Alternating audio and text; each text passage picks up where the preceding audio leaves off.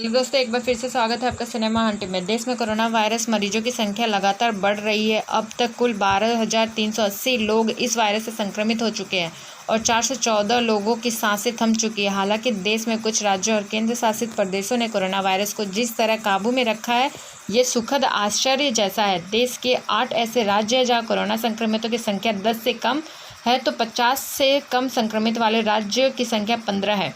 नागालैंड ने तो कमाल कर दिया है, यहाँ के किसी भी व्यक्ति तक यह वायरस नहीं पहुँच पाया।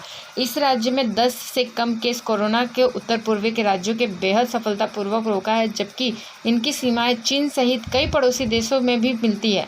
अरुणाचल प्रदेश में केवल 1 कोरोना संक्रमित मरीज है, मणिपुर में 2 मरीज है, तो मेघालय में 7 लोग कोरोना संक्रमित है। मिजोरम में भी 1 ही मरीज पाया गया है, तो नागालैंड ने आंकड़े को 0 से आगे नहीं बढ़ने दिया।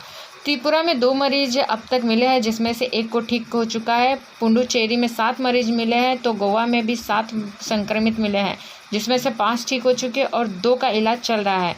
50 में से कम केसों वाले राज्यों की बात करें तो इसमें अंडमान और निकोबार आइलैंड 11, असम, चंडीगढ़, छत्तीसगढ़, गोवा, हिमाचल प्रदेश, झारखंड, लद्दाख, मणिपुर, मेघालय, मिजोरम, नागालैंड, पुडुचेरी, त्रिपुरा और उत्तराखंड शामिल है।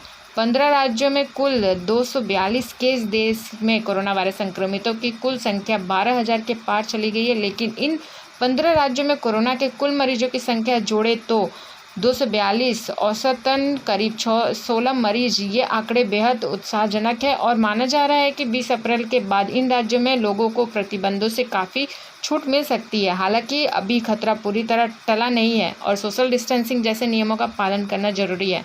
देश में कोरोना वायरस संक्रमण से होने वाली मौतों का आंकड़ा 400 के पार चला गया, लेकिन 50 में से कम केसों वाले 15 राज्यों में 5 मरीजों की कोरोना में जंग हारे हैं। ऐसे राज्यों में असम 1 मरीज की मौत हुई है, तो हिमाचल प्रदेश में भी 1 मरीज की सांस रुकी है। झारखंड में 2 मरीजों की मौत हुई है, तो मेघालय में 1 मरीज की मौत हुई है।